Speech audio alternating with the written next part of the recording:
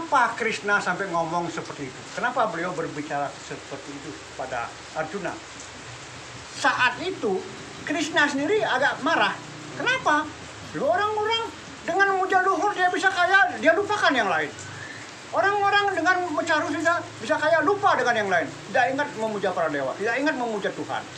Kalau gitu nggak usah aja, udah puja aku aja, puja sendiri, langsung pada aku, nggak usah yang lain.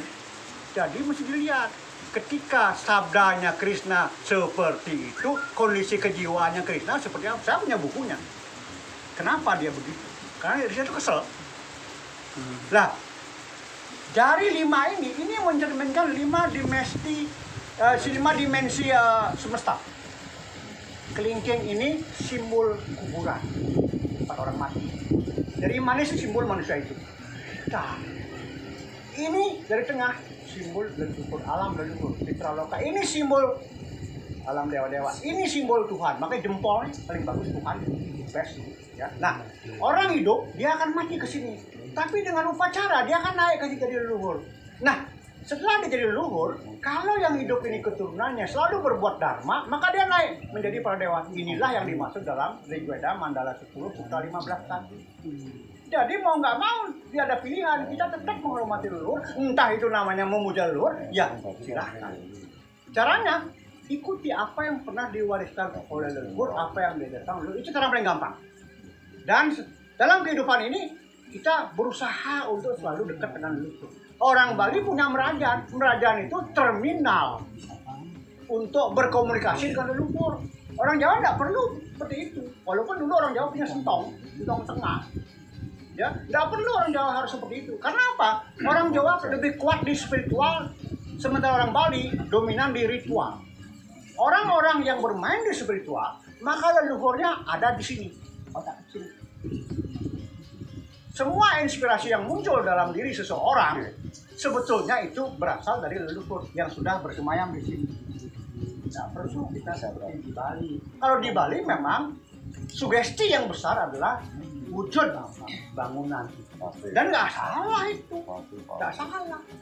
Ya, nah ini jadi sebetulnya keleluhuran itu dominan dan ini ciri khas kenusantaraan. Jangan bicara India. India nggak ada keleluhuran itu. Tidak ada kekayaan. Di sana yang berkuasa adalah para yogi, guru-guru itu. Apa kata guru-guru itu yang diikuti, mau benar mau salah, itulah dia yang diikuti. Tak peduli. Beda dengan kita. Ini Nusantara, Pak. Ini bukan India. Bukan India, bro. Ya, ini Nusantara. Nusantara itu pusat peradaban dunia. Ya, Nusantara ini, terutama Jawa ini pusatnya. Jawa dan Bali itu seperti Lingga dan Yoni. Makanya kalau Bali hancur, Jawa yang bisa membantu, bukan orang lain, bukan yang lain. Demikian Jawa juga, kalau Jawa mengalami degradasi, Bali lah yang harus membantu. Jadi mau nggak mau leluhur tetap harus diberikan tempat. Nggak ada 5 ini si leluhur di sini kok. Coba kalau kita dekatkan begini, dan tinggal dia paling tinggi. Karena leluhur diberikan kewenangan seperti para dewa untuk memberikan apa yang dibutuhkan oleh keturunannya dengan catatan keturunannya bakti kepada leluhur. Pola baktinya beda-beda. Orang Madura mungkin beda baktinya dengan orang Jawa, dengan orang Bali semua beda. Tapi semua arahnya ke sana. Seperti itu. Tapi ikut Jawa Timur juga Jawa. Jawa aja lah. Yang Jawi ya. Yang Jawi. Ya, ini keleluhuran. Ini yang utama sebetulnya. Ini yang utama. Dan setiap kita sembahyang di pura, lalu kita mempersembahkan sesuatu, Rigveda mengatakan leluhur yang sudah menjadi ista dewata ikut menikmati persembahan. Jadi kalau misalnya kita sembahyang di sini, kita berpikir ini untuk Tuhan, untuk para dewa, untuk sesunan, ya. Tetapi sebenarnya leluhur ikut menikmati di situ. Karena menurut Rigveda leluhur setara dengan para dewa. Nah itu dia, ininya konsepnya di sana. Ya. Jadi sebetulnya nggak ada salahnya. Kalau kita membaca sebuah kitab suci atau pustaka suci seperti Bhagavad Gita, jangan hanya membaca yang tersurat, yang tertulis. Tidak bisa. Bacalah yang tersirat. Karena banyak kan pustaka-pustaka suci itu dibuat menjadi sanepan, kiasan. Makanya kita perlu basya, perlu tafsir. Nah, seperti halnya seperti itu, sebagian merupakan tafsir daripada Sruti. Mau nggak mau kita harus seperti itu. Nggak bisa kita mentah-mentah menelan apa yang tertulis. Harus ada basya, tafsir seperti itu. Ya. Nah, dan sama halnya dengan pegawai kita. Pegawai kita mengatakan, tugas semuanya kerja, kewajiban kerja. Kamu nggak boleh berkoordinasi. Loh, orang kalau sudah kerja nggak digaji gimana? Kan nggak mungkin. Bukan itu yang dimaksud. Maka harus dikembangkan lagi. Manusia seringkali kurang mengembangkan karunia yang paling esensi dari Yang Maha Kuasa. Apa? Sabda Bayu Idep ini kurang kita kembangkan ini. Karena kita terkungkung oleh sastra. Sastranya mana? Sastranya mana? Padahal sastra tidak semua tertulis. Ada lontar tanpa sastra. Manusia ini penuh dengan aksara-aksara, penuh tulisan di badan kita ini. Itu semua lontar yang nggak tertulis. Dari situlah muncul kemudian inovasi-inovasi. Jadi jangan takut berinovasi. Jangan pernah takut berinovasi selama itu arahnya baik. Nah, apalagi Pak Kus tadi yang dipertanyakan? Leluhur sudah. Nah, terus Kejayaan. jadi gini tadi saya katakan, orang Jawa ini punya tanggung jawab besar. Kalau Jawa ini hancur, dunia ini hancur, Nusantara hancur, dunianya kan hancur. Makanya Jawa sekarang menjadi incaran paling tidak 3 negara besar. Timur Tengah, Eropa dengan Kristennya, Timur Tengah dengan Islamnya, India dengan Hari Krishna. Semua ingin masuk Jawa, karena mereka tahu Jawa inilah sebetulnya titik pusat peradaban dunia. Nah, kalau kita ingin mengembalikan Jaya, sadari aja. Sadari bahwa saya ini orang Jawa, saya hidup di Jawa, saya makan beras Jawa, saya minum air Jawa, saya menghirup udara Jawa, jadi saya punya tanggung jawab sebagai orang Jawa. Saya harus berbuat seperti layaknya orang Jawa, seperti yang diajarkan oleh para leluhur. Kan itu saja sebetulnya. Nggak usah berpikir kalau jauh lah. Ya, jangan berpikir yang susah, yang gampang-gampang saja.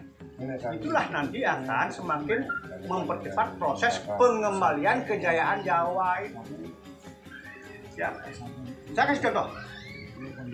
Jawa dulu menguasai separuh pelabuhan dagang dunia. Jenggi itu Afrika. Orang Jawa sudah ke sana. Di sana ditemukan fosil perahu-perahu yang terbuat dari kayu jati. Kayu jati hanya dari Jawa. Tidak pernah ada di belahan dunia lainnya kayu jati itu. Ya. Kemudian orang Jawa berdagang sampai ke terusan Suez, ke Yowana namanya. Orang Arab dulu nggak ada yang berani ke Indonesia. Kita bawa barang ke terusan Suez, orang Arab dari terusan Suez membawa barang ke Yunani dan Romawi. Cina namanya Desantara. Ketika bangsa Han berhasil mengalahkan bangsa Mongol, bagaimana mereka bisa berhasil? Karena Jawa memblokir angkatan lautnya sehingga Mongol nggak bisa berbuat apa, kalah dia. Lalu Kaisar pertama di Cina itu menulis surat kepada Raja Jawa, Paduka. Rakyat Paduka sekarang sudah merdeka. Artinya apa? Cina pun dulu ngaku Jawa ini dah atasan mereka. Jadi Jawa ini sudah kemana-mana. Di Spanyol ada bangunan-bangunan tiang terbesar. Kita berkata, wah itu Pak arsitek Spanyol. Tidak, itu orang Jawa yang membawa dulu. Orang Jawa lah. Ya. Orang India dibilang leluhur kita. Tunggu dulu. Orang India itu benci dengan laut. Bagaimana dia bisa menyeberang? Zaman itu belum ada pesawat. Orang Cina nggak bisa bikin perahu. Orang Jawa sudah membuat kapal dengan berat 1.500 ton saat itu. Orang Cina baru bisa membuat kapal laut 200 ton. Orang Cina pintar berdagang. Jangan dikirakan orang Cina yang hebat. Semua itu belajar dari orang Jawa. Hanya sayangnya orang Jawa tidak pernah berani menulis sehingga kita nggak punya tinggalan sejarah yang bisa kita baca. Orang India itu banyak menipu. Banyak yang diambil dari Jawa. Yang membawa ke India bukan orang India yang ngambil ke sini. Orang Jawa yang berangkat ke India membantu permasalahan India setelah itu pulang kembali ke Jawa. Saya punya referensinya. Dan itu kelulusan sejarah sebetulnya. Nah sekarang orang Jawa menyadari nggak bahwa Jawa pernah seperti itu, menguasai separuh pelabuhan dunia? Dan enggak. Nah kalau kita tahu bahwa dulu leluhur kita seperti itu, kenapa kita nggak mampu seperti beliau-beliau itu? Mampu kita. Sederhana caranya. Apa yang diwariskan leluhur kita, kembalikan itu berupa adat, tradisi, budaya, titik. Tidak usah yang lain. Nah, yang kedua, apa yang sudah dilakukan oleh Bongso Wetan dengan entas-entas itu menyebabkan leluhur kita semakin mampu untuk bekerja mengembalikan kemuliaan Jawa, membantu apa yang kita lakukan, menyempurnakan. Karena memang di Jawa ini ada peristiwa-peristiwa masa lalu yang tidak pernah terselesaikan, yang hanya menyisakan dendam. Contoh, Majapahit dengan Demak, dengan Padang, dengan Mataram. Itu belum selesai sampai sekarang. Itulah yang menyebabkan para leluhur ini juga menderita dan tidak bisa berbuat banyak untuk membantu kita.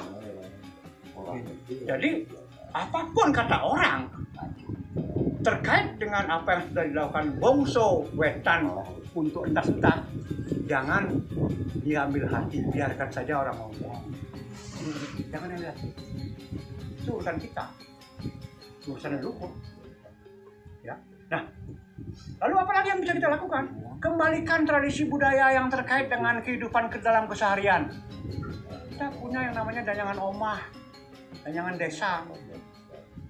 Kalau di Bali ada istilah kawitan terkait dengan terah leluhur klan, di Jawa ada namanya kawitan desa, danyangan pupundeni. Makanya Pak Kuseno ini mau bantu pakarian ini untuk Puro Sabtuargo juga minta izin ke danyangnya sini juga. Danyang kita juga harus kita perhatikan, punden kita setiap purnama kita harus lakukan bersihkan di sana, bawa cok bakal ke sana, seperti itu. Nggak salah, lakukan itu. Ya, lakukan itu. Dan saya terus terang, target saya sebetulnya bagaimana membuat umat di Jawa ini kembali makmur gitu saja. Karena dulu pernah makmur memang, kenapa kita nggak bisa kembalikan kemakmuran itu? Seperti itu. Ya, bagaimana? Apa lagi Pak Kusno tadi? Udah, itu tadi kan bagian dari bakti ya, semua itu bakti. Jadi kalau bakti selama ini pengertian kita kan yo sembahyang pagi, sembahyang pokoknya kesangyang mulia, sembahyang tidak. Dalam Bhagavad Gita itu ada dikatakan Brahma buta prasana atmata naso cati nakan kesati sama sarvecu butesu mat bakti melabate param. Brahma punah prasana atmata ketika kita keberadaan Brahman itu sudah kita rasakan dalam diri kita, sama sarvesu butesu memandang sama kepada semua makhluk, ya. Mat bakti melabati, itulah bakti yang utama kepadaku. Betul. Pagi, sore, siang, malam sembahyang terus tonggone loro nggak disambangi ya itu ya orang bakti jenenge. Itu artinya kita ambil tetonggong iku loh bakti sing sesungguhnya. Sayang Widi tuh wis tahu kok semua segalanya. Beliau nggak disembah, orang disembah ya orang mungkin luntur kayak. Nggak mungkin luntur. Tapi tonggone nek loro nggak duwe mangan nggak mau parani nggak dikae iku yo. Itu loh bakti yang mat bakti melabate para. Jangan salah. Aku tiap pagi siang sore sembahyang terus. Bukan itu bakti yang utama, ingat. Sama sarvesu butesu mat bakti memandang sama semua makhluk. Tadi kan kita mengaji tadi bilang agamanya apapun ya nggak dilihat karena inti dari semuanya sesungguhnya siapa kan Atman. Sang jiwa itu adalah bagian dari Sang Yang Widi. Apa dek? Ya itu saja sudah aja nggak usah aneh-aneh. Sama dengan kita, awak dia punya kebun ini. Pohonnya diketok ya ambek tonggone. Wih, awak dia kan pangkal sih. Padahal di depan awak dia sopannya minta ampun loh. Tapi di belakang sama dengan itu. Ambek saya Widi rajin tapi tonggone mak aja tonggone mae nggak direken ya. Sas nggak masuk. Nggak kena. Betul. Itu sudah. Betul. Nah, makanya pemahaman tentang bakti harus jelas kita. Jangan anggap semua urusan sama Tuhan bakti. Ya, itu. Ya, Tuhan sering ngomong. Samoham sarwabutesu namedwesu sinapriya ya bacan itu mambakti mayitetesu acapi aham 929. Dia bilang ngomong gitu kok. Sama semua di hadapanku, enggak ada yang ku benci, enggak ada yang ku kasihi kok. Tapi dia yang mengabdi kepada putra rasa bakti, aku ada padanya dan dia ada padaku. Cukup dah semua itu. Intinya makanya janganlah kamu menjadi ikan yang hidup di dalam akuarium gitu. Tapi jadilah ikan yang hidup di samudra luas. Jadi kan bebas akhirnya kan pandangan ini gini loh, enggak apa istilahnya terkurung di situ lah intinya kan. Betul. Nah, inilah yang harus kita pahami. Itu sehingga kita betul-betul melaksanakan yang namanya dharma itu tidak setengah-setengah, tidak separuh-separuh, tidak menduga-duga. Jangan hanya karena pembenaran, tapi kemudian kita tidak tahu yang mana kebenaran. Bahaya. Ya, bahaya. Ya. Tetap kita berperilaku seperti apa yang sebenarnya sudah pernah ditinggalkan oleh leluhur. Ya, jangan takut. Tidak ada yang salah kok. Tidak ada yang salah. Ya, semua itu benar kok. Ya. Jadi kembali, ya apa yang sudah dilakukan leluhur itu memang bukan sesuatu yang salah dan bukan sesuatu yang buruk. Kita kembali kepada itu. Ya, tentu dengan pertimbangan, jangan kita menyusahkan orang lain. Ya. Nah, itu dia. Maka dalam Brihad Aranyaka, ya Brihad Aranyaka bab 5 Brahmana 2 dikatakan Dhamma Datta Daya Dwa. Ini sebetulnya ciri khas kehinduan kita. Ini sebetulnya identitas rohani Hindu, dan ini sebetulnya serada dasar sebelum kita dikenalkan dengan Pancaserada. Ya, Dhamma, kenalikan diri itu. Makanya kita diberikan ajaran Trikaya Parisuddha. Datta, beranilah memberi. Seperti kata beliau tadi, lo tangan sakit kok. Berani memberi. Nah kemudian yang ketiga daya dua, ulah sasela. Ada ahimsa di sana, ada wacudeva kutumbakam. Ini tiga ini sebetulnya jadi pegangan dalam kehidupan kita. Nyaman hidup itu, nggak ada susah. Ini sebetulnya janji suci umat Hindu, makanya digunakan pada saat Sudi Wadani. Sudi itu suci, Wadani itu kata-kata atau janji. Dhamma Datta Daya Dwa. Kemudian diikuti dengan sumpah dharma. Inilah yang namanya sahadatnya orang Hindu. Sumpah dharmanya Om Tat Sat Ekam Eva Adwitya Brahma. Jadi janji suci sumpah dharma ini akan mengikat umat Hindu supaya tetap bermain di area dharma. Tuh, ini yang harus dipegang. Kita kan sering lupa. Ini biasanya ada yang malu-malu mau tanya ini Pak. Hah? Bentar. Malu bertanya susah di jalan. Ini. Monggo.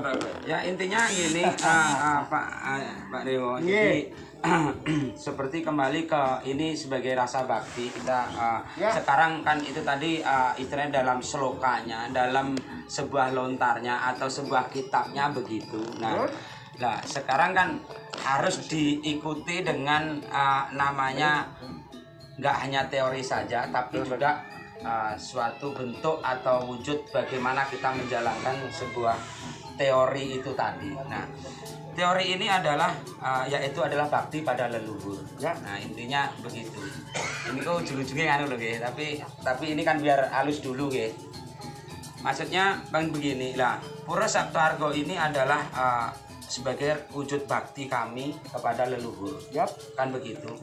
Karena di mana budaya ini kita jaga, budaya ini kita lestarikan, maka ya itu tadi seperti apa yang diaturkan Pak Gede, bahwa akan berdampak dengan kesejahteraan alam semesta. Dan intinya akan kita kelihatan juga dengan jati diri kita, bahwa ini loh kita punya budaya yang sangat adiluhung. Nah, tapi kan begitu Pak Dewo. Intinya kami di sini terbatas untuk masalah hal-hal seperti ini, dan kami yang pribadi itu intinya, dan yang mewakili umat di sini mohon juga dukungan sareng Pak Dewo gitu. Pak Dewo yang ibaratnya yang sudah mencapai di sana ke sini, ke sana ke sini, tolonglah sampaikan senggol sedikit tentang pura kita. Marilah kita berjuang untuk mengembalikan adat istiadat budaya ini. Mari kita berjuang demi Hindu yang ada di Jawa ini. Seperti juga katanya Pak Dewo, Bali adalah lingganya, di sini ada yoninya.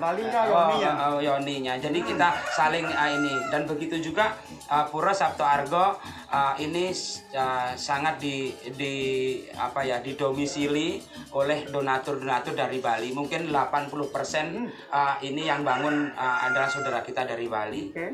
Begitu. Jadi ini memang benar apa yang diaturkan Pak Dewo, itu nggak bisa dipungkirin lagi, karena ini saling ada keterkaitan. Ya cuma saja kami di sini yang sangat terbatas dengan pengetahuan dan apapun sekolah apa, Pak Dewo yang lebih ini, Pak Gede yang lebih jangkai, lebih hombo, ibaratnya kan gitulah. Nah kami mohon bantuannya bagaimana untuk menyampaikan atau ini kepada semeton-semeton sarang sami yang ini, untuk bisa kami seperti sekarang Pak Kus juga udah mulai berjuang untuk Sabto Argo mengembalikan lagi keluhuran adat budaya ini kan begitu. Jadi mohon kepada Pak ini untuk berkenan membantu kita gitu. Membantu apa ya? Ya apa saja gitu loh, doa ya itu yang penting adalah doanya dulu. Nah untuk yang lain-lain nanti kan kembali ke Pak Dewa sendiri gitu. Enggak, yang kita mohon adalah doanya dari. Tapi doa saya udah habis loh, jatuh tadi. Ada yang kesempit sedikit-sedikit ada, coba cari-cari siapa tahu ada yang nyempit aja dikit-dikit. Ada yang nyempil-nyempil ya. Gitu. Kalau doa pastilah. Yeah. Kalau doa pastilah. Yeah. Kalau pun juga saya harus datang ke sini, saya siap datang. Ya. Tapi kan saya nggak mungkin datang sendiri ya. Yeah. Nah, kemudian yang lain juga, kalau misalnya ingin dibantu dalam bentuk dana, saya pribadi tidak mampu. Yeah. Tetapi saya hanya bisa membantu kalau ada semacam ya, proposal kecil kayak waktu di beton, itu saya bisa bantu. Jadi saya share ke teman-teman. Pak Kus, tepatan ini Pak Langsung PHDI-nya kecamatan nanti ada juga Pak bisa. Pak Gede juga, itu pasti mampu. Dan beliau maaf ini saya nggak, ini serius ini. Beliau ini punya hubungan sini. Saya nggak tahu kenapa. Ya kalau nggak percaya tanya beliau. Saya bertara apa urusannya sama saya? Ditarik semua. Sudah waktunya ditarik semua ini. Ini pendekar ini. Kalau pendekar kan sudah dari setat awal. Kalau ini sudah nggak usah Kalau beliau nggak usah disebutkan. Pak, saksinya sesepuh kita dari Gresik. Loh, Gresik Blitar kayak ini. Iya. Seperti itu. Jadi saya kira semua sudah memahami apa yang harus dilakukan ya. Itu. Dan saya memang punya kewajiban untuk jawab harusnya. Iya. Itu masalahnya. Walaupun mungkin saya tidak bisa berbuat banyak seperti orang lain. Ya intinya kalau kita nanti ini istilahnya bisa bersama kan nanti kan soalnya ini perjalanan ini juga tidak hanya seperti ini kan intinya masih panjang. Nanti kita ada acara seperti apa diaturkan nanti bahwa kita ada pengentas-kentas, nanti kita pas acara mau pamlas pas itu kan kita ada acara pengentas-kentas, kita apa lah nanti monggo lah kita ini kita bikin bersama. Dan kami mohon para bini sepuh penglingsir kami bisa juga Kalau saya masih hidup ya. harus sehat terus. Sehat terus. Nah, itu sehat terus. Yang nyuruh-nyuruh. Nggih, jangan kan. Pokoknya sehat terus nggih. Kita kasih sehat. Nanti sehat terus gitu sunane. Yang penting kan kita terus berusaha Nggih. bekerja bahwa semua adalah kewajiban kita bersama. Karmane wadi karaste mapale sukadacana makar mapalah itu mati sanggus tepa karmani. Bekerjalah kamu karena kewajiban. Jangan karena mengharapkan sesuatu kamu baru bekerja. Jangan pula kamu diam aja nggak bekerja tapi ngarep tok nggak iso. Kita harus bekerja. Situasi apapun. Mungkin Bapak dengerin YouTube saya yang 2 minggu yang lalu dari BPH. Kita jangan lelah untuk bekerja. Sekarang ini semuanya sudah ada tapi dibatasi, bukan terbatas loh ya. Semua tidak terbatas tapi kita dibatasi. Kita pakai masker harus, kita harus jaga kesehatan, cuci tangan. Nah, itu harus dijalankan. Niatan guru karma Tuhan, bekerjalah kamu sesuai dengan yang ditentukan. Ayo jalankan itu, jangan nunggu bantuan. Karena hidup kita ini ya kita sendiri yang menentukan, bukan orang lain. Kalau kita sudah tidak mau, mesti orang lain ngejok-ngejok dia apa deh, mesti nggak gelem. Ya ingat, kesempatan kita lahir ini adalah sama dengan kita ujian tapi nggak lulus. Iki diongkon hair apa deh. Coba kita nggak hair pun udah moksa. Itu bimbal balik ya. Ya, Nggak di sini lagi udah, balik. ya. Nah, oleh karena itu ayo apa yang kita lakukan pertama? Ayo kita selalu angayu bagir, bersyukur. Dengan apa? Dengan kelahiran sebagai manusia. Risa kuening sarwa buta ikang dadiwang utama juga ya wenang ya tumulung awak nil saking sangsara maka sadaning subo karmo. Ya. Jadi semua binatang makhluk yang diciptakan oleh sebagai manusia yang paling mulia karena hanya dia yang dapat menolong dirinya dengan jalan berbuat kebaikan. Ya. Nggih. Nggih, nggih. Berbuat baik itu ya omongan yang tadi. Tidak hanya jungkir balik sembahyang di pura pagi siang sore boten. Bapak Ibu menjalankan kewajiban tadi Pak Putu tadi di mobil juga cerita apapun yang kita kerjakan ayo anggap sebagai yadnya. Bhagavad Gita 9 sloka 27. Yat karosi yad danasi yad jusi danasya yat tapasya kauntesya mad kurusa madar panam. Manggu. Manggu di belakang lu hafal. Jadi apapun yang aku kerjakan melakukan apa makan yadnya apapun takut beratanya lakukan sebagai persembahan kepadaku. Ya. Karena dia jadi persembahan, artinya harus didasari oleh dharma. Ya. Karena dia nggak dharma, acuannya tidak menjadi persembahan dia harus supaya berjalan di jalan dharma salah satu cara, ayo awali dengan doa. Titik sudah. Ya. Sesuatu yang diawali dengan doa pasti baik. Pencuri apa maling apa dia berdoa sebelum berbuat? Enggak. Pasti kita berdoa, kita berjalan di jalan yang baik, kita mengajak Tuhan untuk dalam aktivitas kita. Dalam doa itu ada 3, jangan lupa. D itu adalah dharma. Yep. Ketika kita melakukan suatu dalil dengan kita berarti berjalan di jalan dharma. Ingat acuan dharma tadi sudah saya sebutkan tasmat sasram pramanante karya-karya apa sih tahu jenazah tidak karma karun yahrasi. Bhagavad Gita 16 sloka 24 jadikan sastra kitab suci sebagai petunjukmu untuk mengetahui baik dan tidak baik, boleh dan tidak boleh dilakukan. Itu acuan doa, wis ada dharma. Kemudian ada apa? Ada Tuhan. Itu kan dari Om kan? Ya. Om dua aksara matemahan saking pancaksara. Pancaksara matemahan saking dasaksara. Ketika kita mengucapkan pranawa Om, kita menghadirkan 10 Tuhan di sana. Sabata ai nama siwaya nggih. 10 Tuhan yang ingin menyertai langkah kita untuk berbuat itu.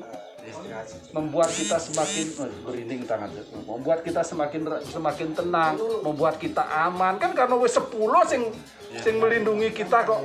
Kemudian yang A yang terakhir adalah apa? Atmanastuti. Kebersihan, kesucian hati. Bertemu dengan Tuhan itu ruhnya adalah kesucian. Kesucian, kebersihan, kesucian pikiran dan lain sebagainya. Tape mulang idam sarwam daiwa manusanam sukam, tape madiam budaya protam, tape antam widya darsiji. Kita manusia itu 11 adaya 11 loka 235. Jadi diawali dengan kesucian tape mulam kan mula awal. Di tengah ada kesucian, di akhir pun ada kesucian. Di sanalah Warunugraha Sang Widya akan dapat kita rasakan. Kalau di awal sudah dengan niat-niat buruk, wis orang ketemu. Angel wis angel. Oleh karena ayo awali setiap aktivitas kita dengan doa. Wis pasti sudah. Ya. Doa dan keberhasilan itu bukan semata-mata apa yang kita dapatkan kita capai loh, bukan. Ya. Tapi kita angayu bahagia terakhir dengan apa yang dapat kita peroleh karena itu adalah pahala atas karma kita. Ya. Wis pahala karma masa lalu kita, sancito karma wasana dan prarabdha karma pala yang saat ini yang kita perbuat itu yang menentukan apa yang kita peroleh. Kalau Bhagavad Gita bilang kan nadate kasyacit papam nacai wasukertam wibu ajnane anda pertam jenan tena muyan tijan tawah. Bhagavad Gita 5 sloka 15. Tuhan itu tidak membuat manusia itu papa menderita. Tuhan juga tidak membuat manusia itu bergembira. Ajnane pertam jenana karena ketidaktahuan manusia lah manusia tersesat di jalan, tersesat itu menderita. Ingat Tuhan itu mekei terus kok. Tuhan coba, Tuhan pernah berhenti nggak? Tuhan kalau Bhagavad Gita 3 sloka 17 kalau nggak salah, Tuhan itu kalau dia berhenti bekerja dunia ini hancur kok. Berhenti sedikit. Dia terus kok bekerja, hanya manusia saja yang kadang-kadang sulit untuk memahami. Enak itu. Enak itu. Podo mbak dia pengen nyetel radio Surabaya kan gitu. Harus gelombangnya harus 100. Nyetel TVRI gelombangnya TVRI. Sautin dia jejak. Pengen ketemu Tuhan ya gelombang kita harus dengan Tuhan apa syarat? Kesucian. Frekuensinya harus disamakan. Harus disamakan. Suci kan? Ada 5 yang harus disucikan kalau lihat Manusmriti 5 sloka 109. Abdir gatrane Sudianti manah satene Sudianti widatapo biambutatna budir jenarena Sudianti nggih.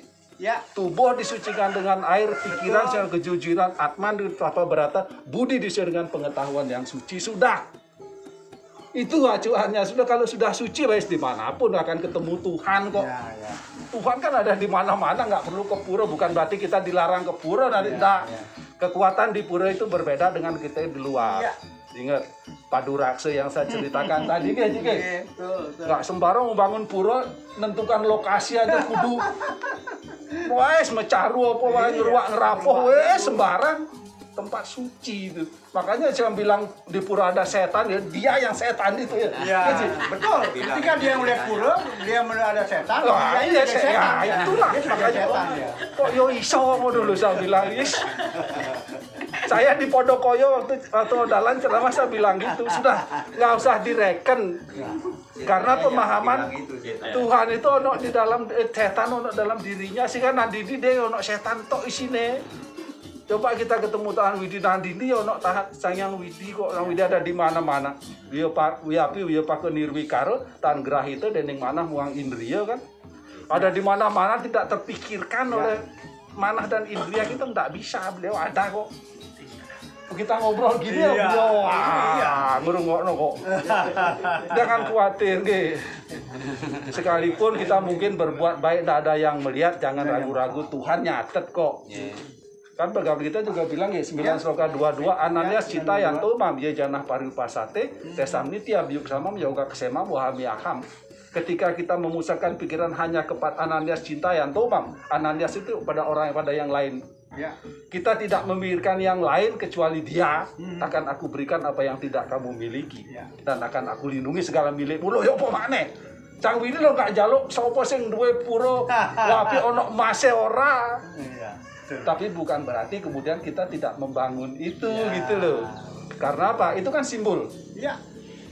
Simbol kalau pegawai kita 12 lokal 5 itu kan mengatakan klese adik taras tesam abyakte aksakte cetasam abyakte abden guta deha buadir ababyate. Kita membayangkan sesuatu yang tanpa wujud fisik itu susah. Lebih susah. Ya, lebih susah daripada kita wujud. Nah, akhirnya kita wujudkan simbol. Ya, simbol. Kemarin ada yang tanya, Pak De, aku mau sembahyang, kalau nggak ada bunga, nggak ada dupa, boleh nggak? Loh, Boleh, Bang. boleh, kenapa tidak? Bisa. Bunga dan dupa itu hanya simbol, ya kan? Kalau pegawai kita 9 sloka 26 itu kan mengatakan patram puspam palam toyam yome bakto praya jati dan aham bakti upakritam asnawi prayatakman. Ada 2 bakti loh di sana. Jadi bakti dasarnya dulu. Nek bakti meskipun nyembahkan bunga 1 truk tapi baktimu nggak ono ya ono sudah sia-sia. Bakti dasarnya tapi bentuk bakti itu kita wujudkan dengan bunga cinta kasih itu saja. Man mano bawa man bakto man jaji mam namas guru mam eweseju atmana mat parayana 9 sloga 34 memusatkan pikiran dengan penuh rasa bakti loh. Wah kan mat parayana itu tempat yang utama. Menjadikan aku sebagai tujuanmu, wah akan sampai pada tempat yang utama. Ya sudah bakti itu. Tapi bakti itu ada 3, jangan lupa. Ada swerete atau bakti untuk diri kita sendiri toh. Kemudian pararete bermakna untuk diri kita orang lain. Kemudian paramarete bakti yang utama. Enak kok agama Hindu nggak ruwet kok. Kamu mau bilang agama Hindu ruwet, dia berarti nggak paham. Ya. Betul. Sampai nggak jalur apa-apa kok. Ya karena ketidakmampuan kita mewujudkan rasa bakti kita wujud dalam bentuk wujud fisik supaya kita bisa membayangkan. Kita bukan nyembah itu kok. Bukan. Tapi kalau ada yang ngomong, ya wis kemampuanmu sak monotok titik daripada ruwet-ruwet ya, Ci. Iya. Saya mah begitu. Kita kan kalau sembahyang nggak pernah, wahai parmasana aku menyembahmu, nggak pernah. Sayang Widi. Terbayang aja enggak, Pak. Kalau saya menyatu. Kita juga nggak mencium parmasana. Ya seperti itu sebetulnya. Nggak ada yang sulit, nggak ada yang susah, semua gampang kok. Mudah.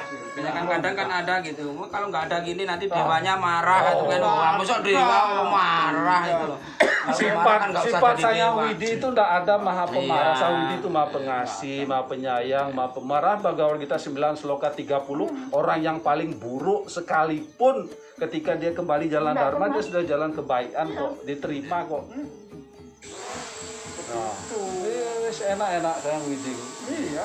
ngono kok ditinggal no. Dibilang kita menyembah Resep. berhala.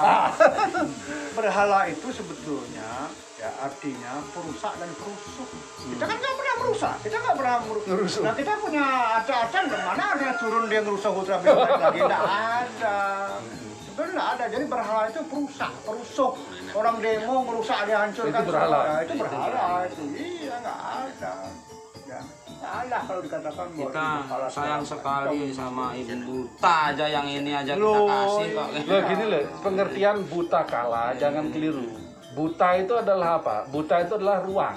Kala itu adalah waktu. Waktu. Ketika ruang dan waktu tidak stabil, di sanalah terjadi kekacauan. Ya. Oke. Ya. Kita sudah tua, umur 60. Won delok perawan gadis aku pengen nyetubuhi dia, tenagamu nggak kuat kok.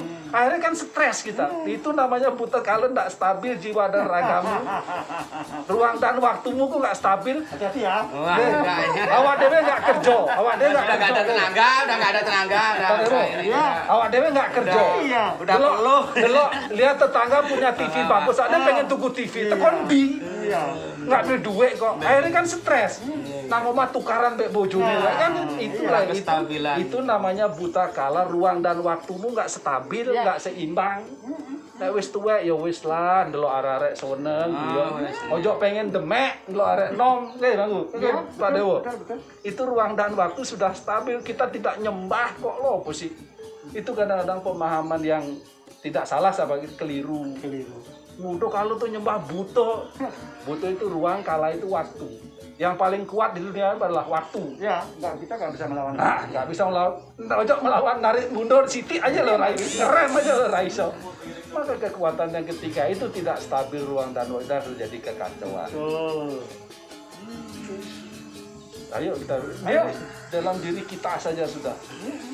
Seperti itu. Itu.